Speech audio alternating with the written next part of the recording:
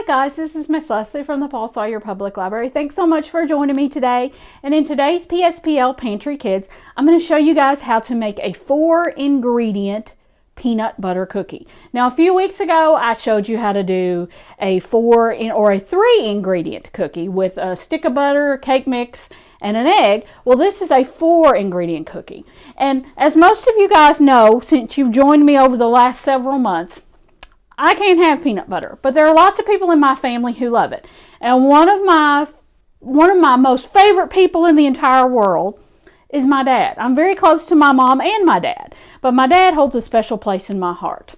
So this particular recipe is one of his favorites. He loves peanut butter and he loves these peanut butter cookies.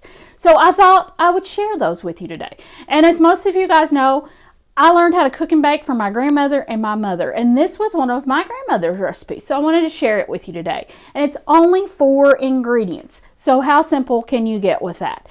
And if you don't have peanut butter or you can't have peanut butter like I can, you can always do substitutions. That's the great thing about this recipe. You can substitute it out for different things. You could use a cookie butter if you wanted to, which I'm sure would be really good. You could maybe use Nutella. You could do lots of different variations. And the great thing about all the different recipe apps and all the different recipe sites we have today, there are lots of apps out there or sites that can show you how to do substitutions. And I'm sure you could find a substitution for this one. But this is a 4-ingredient peanut butter cookie. So let's get started. So in my bowl, as you guys know, I always like to do a little prep work ahead of time. So I've done a lot of prep work ahead of time with this one. So in my bowl, I have 1 cup of granulated sugar. I have 1 cup of creamy peanut butter. Now, if you're going to do peanut butter, you could do crunchy if you wanted to. My dad likes creamy, so I just kind of stick with creamy, and that's usually when I'm baking what I tend to gravitate towards. But you could use crunchy if you wanted to. So 1 cup of granulated sugar, 1 cup of peanut butter, creamy peanut butter, 1 beaten egg, and a teaspoon of vanilla extract, because you got to have a little touch of vanilla in there. And all that is in my bowl and ready to be mixed. So a cup of granulated sugar, a cup of peanut butter, 1 teaspoon of vanilla, and 1 egg at room temperature, slightly beaten. I always like to do my eggs at room temperature, kind of like I do my butter, because it just seems to mix a little better. And this particular mixture, as you start mixing, will seem a little grainy because of all the sugar. Just keep mixing, keep getting that peanut butter all in there, and it will come together pretty quickly. And this recipe, depending on the size of your cookies, will make about 2 dozen cookies. So you can always double the batch, you can triple the batch, whatever you need to do. But this, just the base mixture, makes about 2 dozen cookies.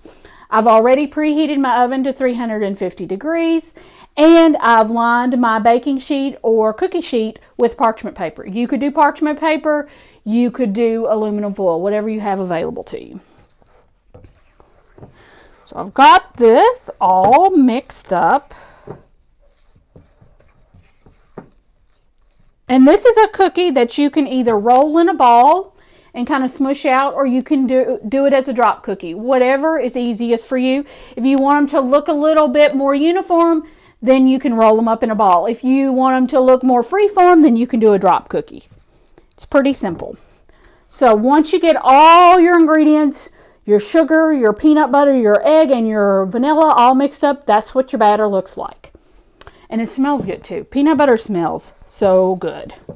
But like I said, if you can't have it, you can do cookie butter, Nutella. There's lots of different variations. All right, so I've got everything mixed and ready to go, and I am going to do a drop cookie. And I'm just going to kind of drop them on the pan. But if you want to make them a little more uniform, you can just roll them up in a ball and kind of press them down a little bit in your hand. But these are not going out to anyone, like out of my house or out of my family, and my dad doesn't care one way or the other, so I'm going to make it a drop cookie. But that is completely up to you.